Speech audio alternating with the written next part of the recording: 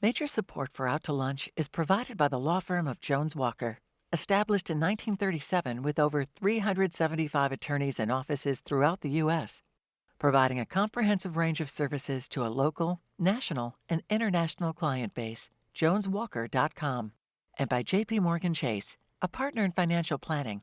Looking ahead to retirement, growing your business, or for commercial banking, J.P. Morgan Chase offers advice and solutions tailored to individual needs and client well-being.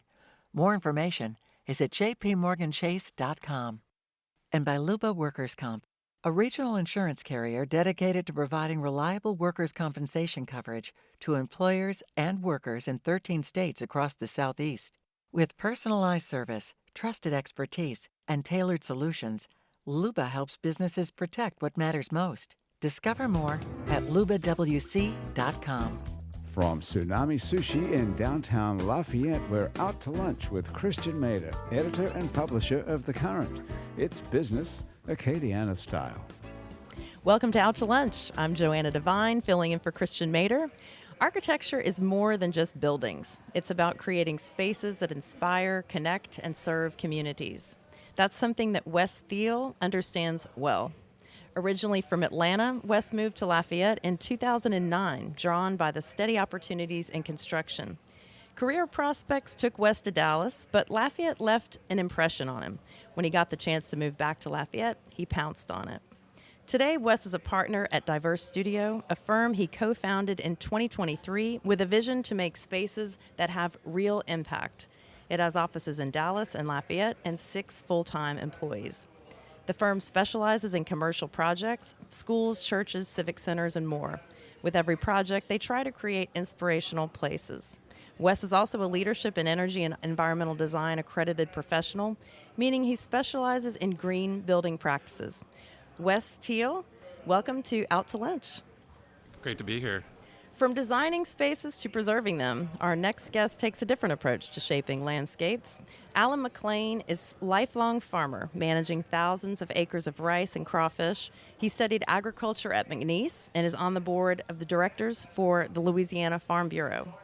He's also the founder of La Terre, a unique retreat that invites guests to experience Louisiana's natural beauty firsthand.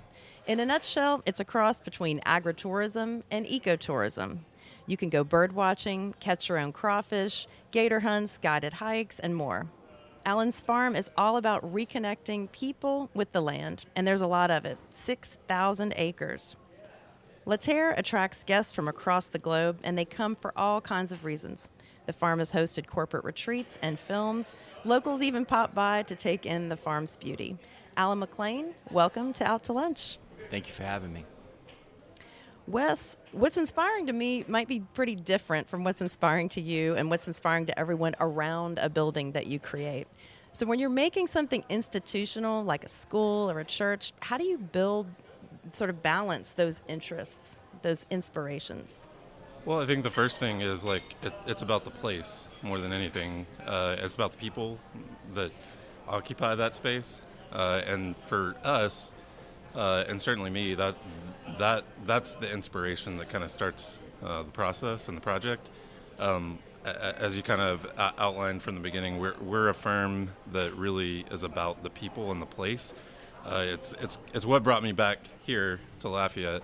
But certainly, when we're working on a school, let's say, we want to make sure that it's an environment that is conducive to to educating the students that are there. And we believe that, inspiring spaces lead to better outcomes. Makes a lot of sense. Alan, I get the appeal of going somewhere remote, and I love that you ask your guests to unplug. But do most folks come expecting to stay plugged in somehow? And how do you account for that? How do you get people to unplug? Well, I guess the way that we look at it is we take a different approach. Everybody is always on the go, no matter what they do. In my life, it's 90 to nothing. The phone's constantly ringing. You're constantly managing people, fixing issues, creating new ones.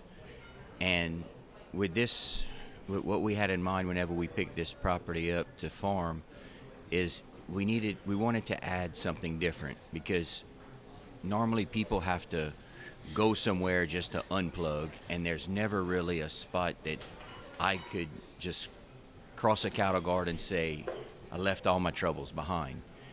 And whenever people, you think you're going to the end of the world because it's the end of the road, and you cross it, and there's only one road in and one road out, and then you just drive in and you weren't expecting to see things that your mind's like, okay, what are we looking at here?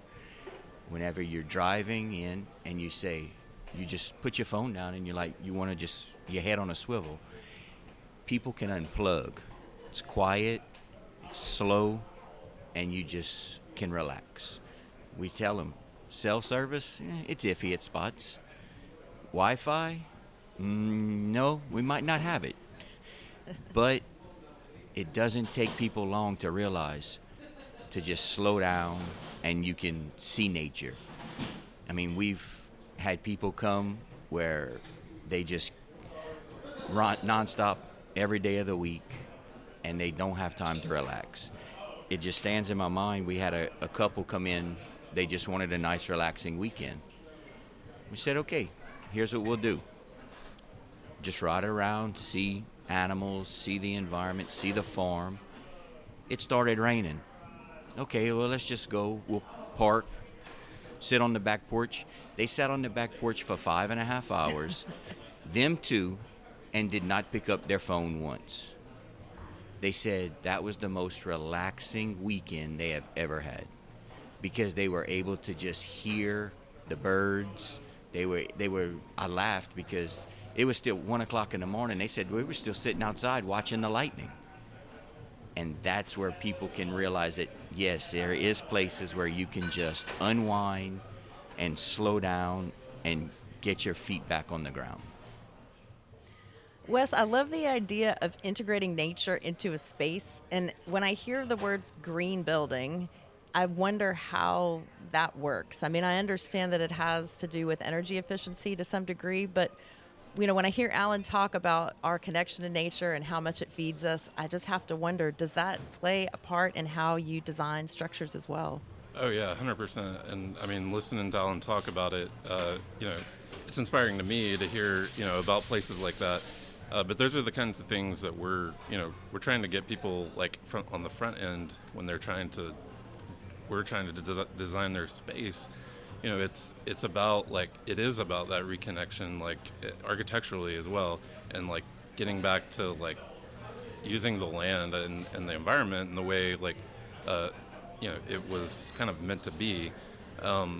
When we're starting projects, we really look at we're looking at a lot of different things to make that building more efficient in a passive way, and by passive I mean not using systems that are, utilize a lot of energy to really overcome, bad design. So from the beginning of projects, we're looking at, solar orientation, how to not move around dirt as much as, a lot of times you see, you drive by a construction site and you see they completely cleared out the land. We're not about that on our projects. Because it is not environmentally responsible. And I think in today's world, we have to look at projects in a more responsible way because then we're constantly, fighting against having less and less natural resources to utilize.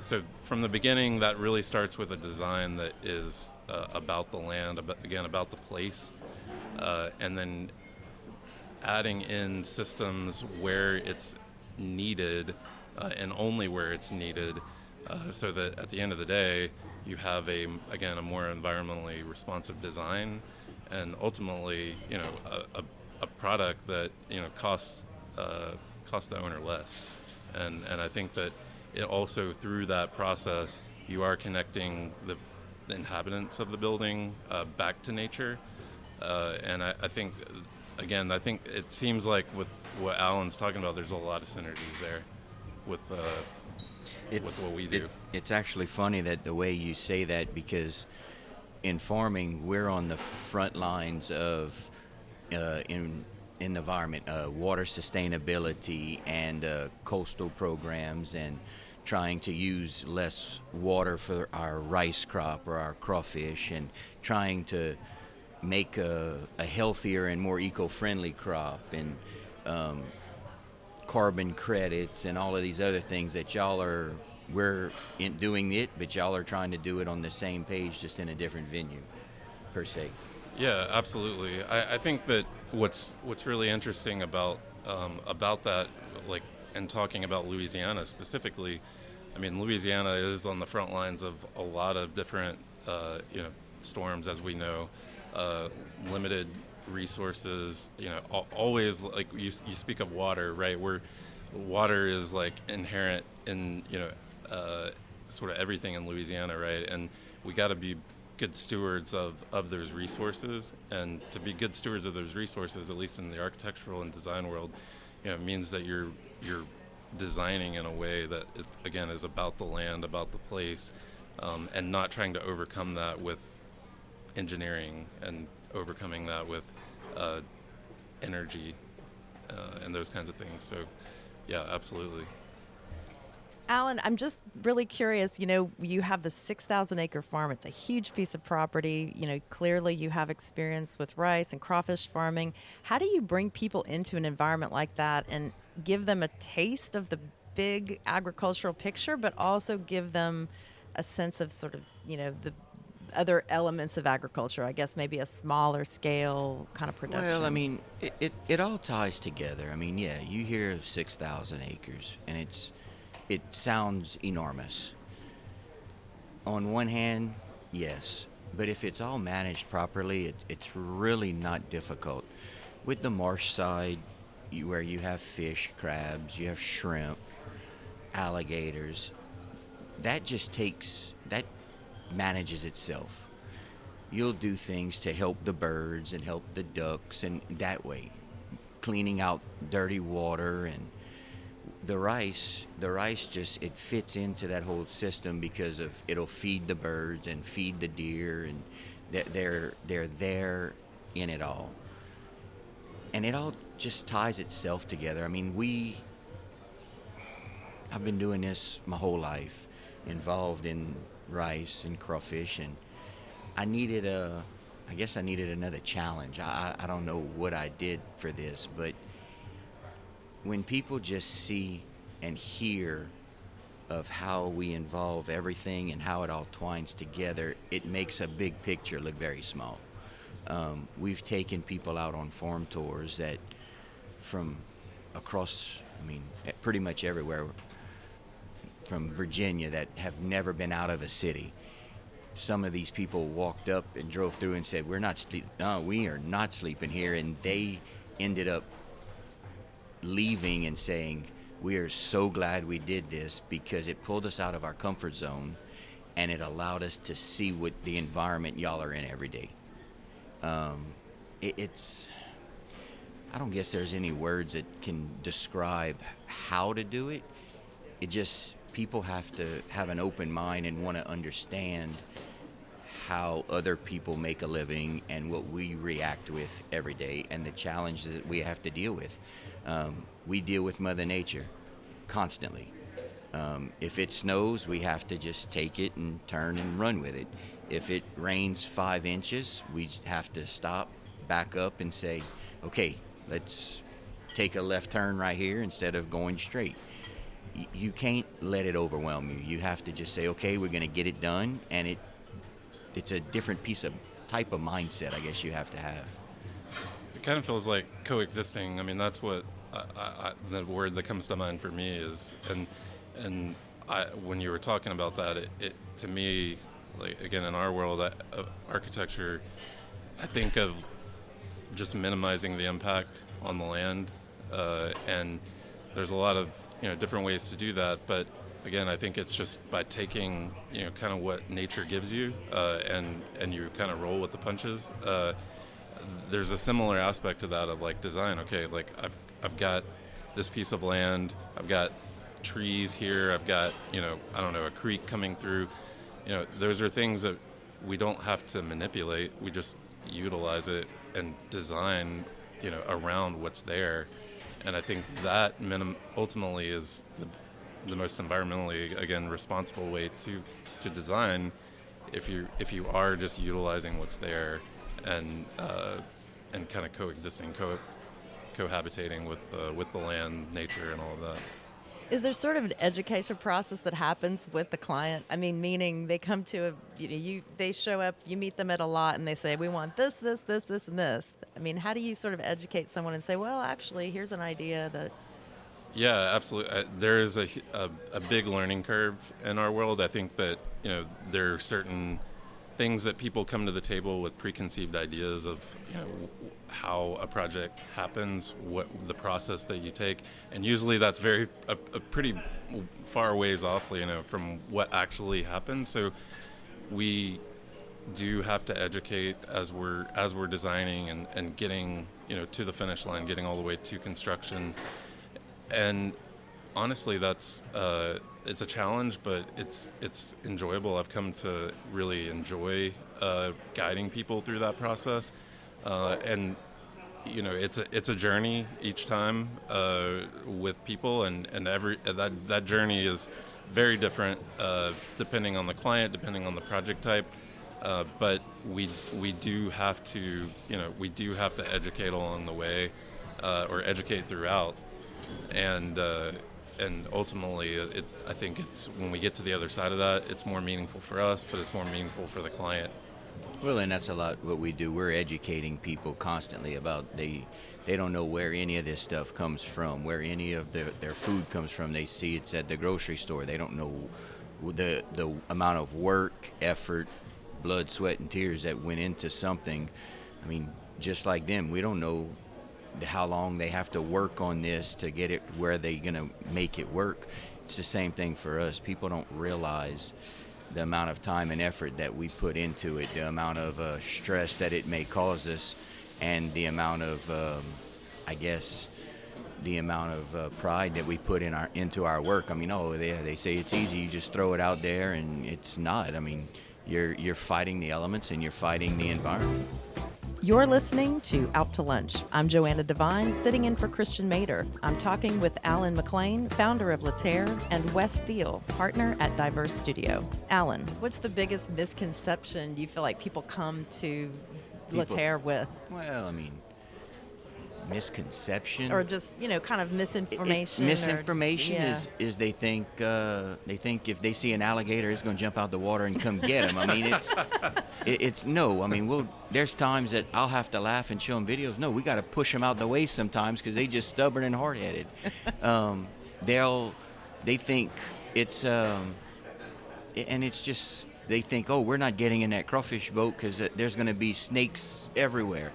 It's nature. Yes, you might see one, but if you don't go and bother it, it's just as scared of you. And that's what people are like, okay, we understand now, we see. And then you can sit on the back porch and watch the deer come out and eat in the afternoon. I mean, you can they're terrified to pet a cow or something of that nature. It's just then people, we can go and show them, look, this is a sunset with no lights, and they can see the stars. We had a family come in one time, and all they wanted to do, the kids wanted to do, was go watch the stars. We go out of our way just to make it happen for them, to give them a very enjoyable and relaxing experience. It's I don't know, we want to show people what we enjoy and what we take for granted because we see it and deal with it every day of the week. When I was thinking about, I think people have a higher appreciation level for what anyone does, right? If they're along for the ride, they experience it and they allow themselves to experience it. So, you ask about educating the client along the way, and I think that's part of that, right? Is once they're really in tune with what you're doing, and you are educating them, and not just kind of dictating to them what to do. I think that they have a higher appreciation for what you do at the end of the day. And I think that I guess I don't know if I'm interpreting what you're saying correctly, but when they're there and experiencing it, you're giving them a unique experience. To me, that gives them a higher appreciation level for what you're doing and the world around them. Well, absolutely, because it's just like in your world, people will say, well, what do you have to offer? I don't look at it as what do I have to offer. It's what can I offer you? What do you want to make your stay, to make your visit personable? I don't have a list of I can offer you all of this. This is, you break it down for me. Say, I don't know if you enjoy fishing on the side of on a canal, or going in a boat, or sitting there and doing nothing and reading a good book in peace and quiet. I'm not going to say I can do all of this. It's how can I make this experience personal for you? I mean, that's the same thing. Exactly. How can we make this building personal to you? And that can be down to a single individual, or a lot of times it's a big group, right? And that takes a lot of investigation, a lot of effort, a lot of it that goes unseen. But I think that it's about making these things unique to the individual, unique to the client person. Yeah. You've worked in other cities, and I'm curious, is there anything sort of unique to Acadiana about designing, is there anything unique to designing places for folks in Acadiana? Like, is there anything you've noticed sort of thematically, or that's just different here? Yeah, I think people are more in tune here with the environment. That's been my perspective, because again, there's a lot in Louisiana that we have to confront. In Acadiana that we have to confront, right? Storms, you name it. I mean, again, water conservation, all of those things. I think people understand that more because they're impacted by it. If you're in a city like Dallas, Atlanta that I've practiced in, it's sort of out of sight, out of mind, right? And you don't really understand necessarily on an individual level, like, okay, like where's that water going, or where is that energy coming from, and not to say you experience every level of that here, but I think people are more in tune with it, so it's easier for them to understand.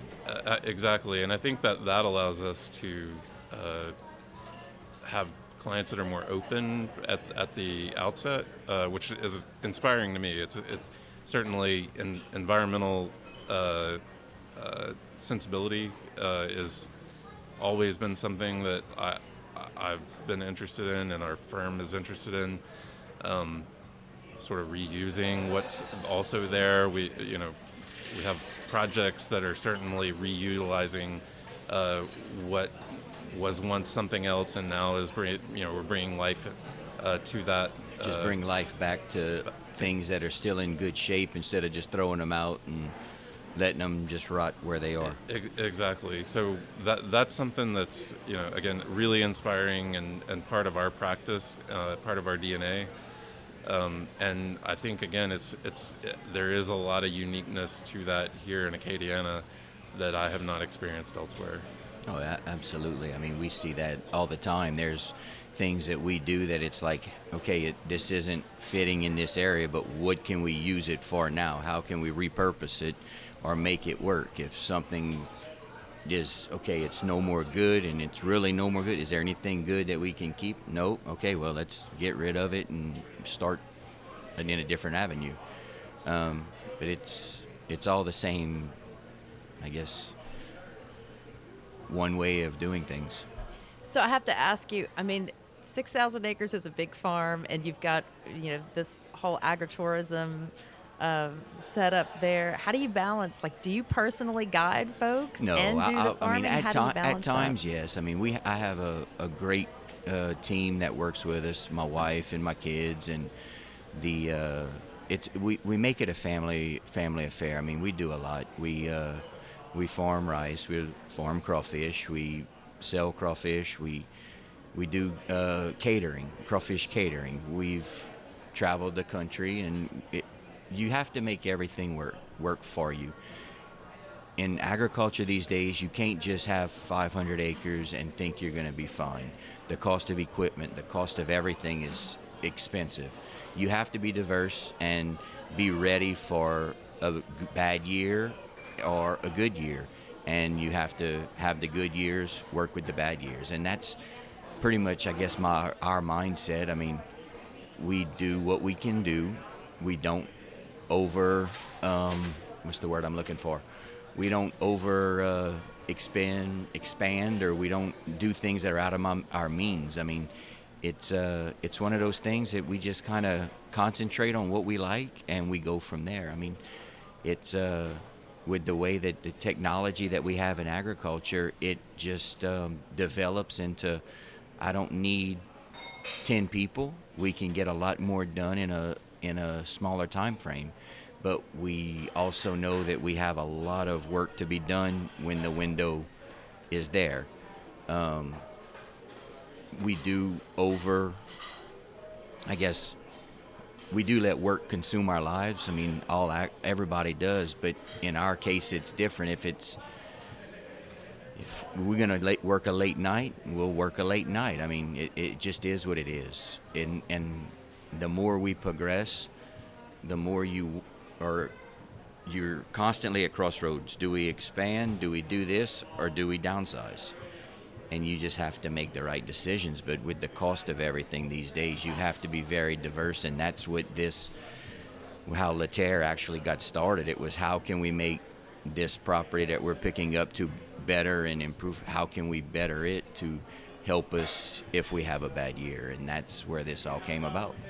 It's so interesting to me. Sorry, it's so interesting to me, the parallels there, like between what you're doing in farming and ecotourism, and that with what we're doing. Like hearing you talk about like constantly having to evaluate. Okay, do we expand, or do we, downsize, or do we, just stay even? I think a lot of that for us, we're trying to make those same decisions and wrestling with those same topics. I think what I would probably say we equally share is that like what we're constantly trying to evaluate in that process is like, okay, what's going to make us want to get up in the morning and do that over again, and like and that's what we're as a company, we're trying to constantly evaluate that, so that everybody that we employ, everybody that, like, including myself, do I want to get up in the morning and do this, and let that guide our process, and let that guide where the business takes us. Oh, absolutely. I mean, it's one of those where people laugh at me.